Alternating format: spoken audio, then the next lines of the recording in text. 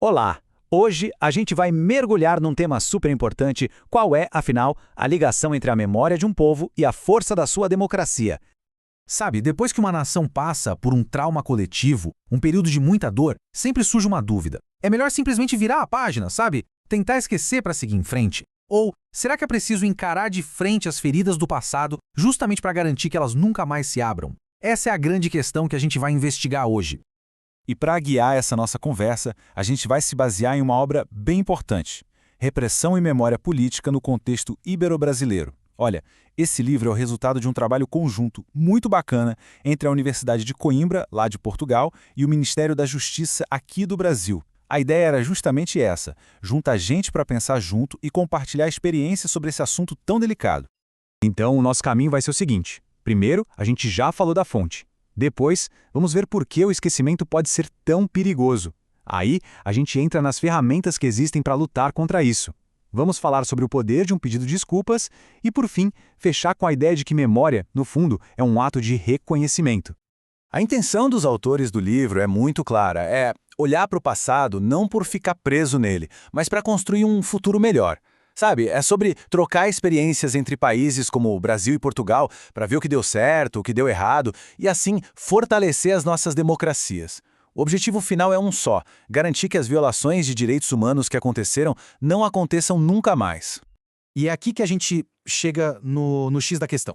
O livro defende uma ideia forte. Um dos maiores riscos para uma democracia que ainda está se firmando é o tal do esquecimento institucionalizado. É quando uma anistia, que em tese deveria ajudar a reconciliar, acaba virando uma espécie de amnésia coletiva, quase que forçada. Para entender isso melhor, a obra faz uma distinção que é chave. De um lado, tem a amnésia, que é esse esquecimento imposto de cima para baixo, sabe? Ele acaba silenciando as vítimas e, no fim das contas, beneficia os valores do autoritarismo que passou. Mas do outro lado, tem a anamnese. A ideia é o ato de lembrar ativamente, de trazer de volta a consciência. É fundamental para construir uma justiça que nasce da lembrança da injustiça.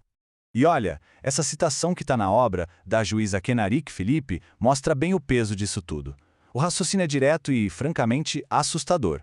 Esquecer as atrocidades do passado não é só um desrespeito com quem sofreu. É como deixar a porta aberta para que tudo aconteça de novo. A memória, nesse sentido, vira a nossa principal defesa. Ok, se esquecer é tão perigoso, a pergunta que fica é: como é que uma sociedade luta contra isso? Como ela busca justiça de verdade depois de tanta repressão? Bem, a obra que a gente está analisando aponta algumas ferramentas bem concretas para isso. O conceito principal aqui é o de justiça de transição. E é muito importante deixar claro o que isso significa. Não é vingança, não é revanchismo, nada disso. O objetivo é outro: é criar as bases, os alicerces para um futuro de paz, um futuro democrático, lidando com toda a herança de violência de um jeito construtivo. E esse processo todo se apoia em 4 pilares, que estão todos ligados, um depende do outro. Primeiro, o direito à verdade. A gente precisa saber o que aconteceu. Segundo, o direito à justiça. Os crimes precisam ser investigados. Terceiro, o direito à reparação, que pode ser tanto material quanto, e talvez mais importante, moral. E por último, as reformas institucionais. Mudar o que precisa ser mudado para garantir o famoso nunca mais.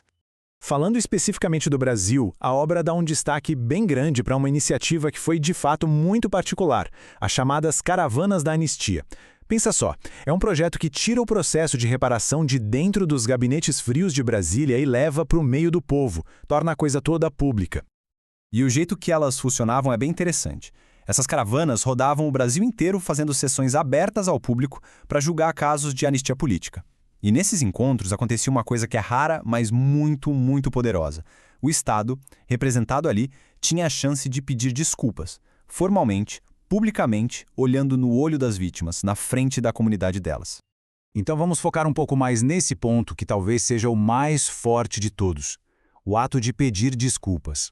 A obra defende que essa reparação moral muitas vezes tem um peso e um significado muito maior do que qualquer reparação financeira.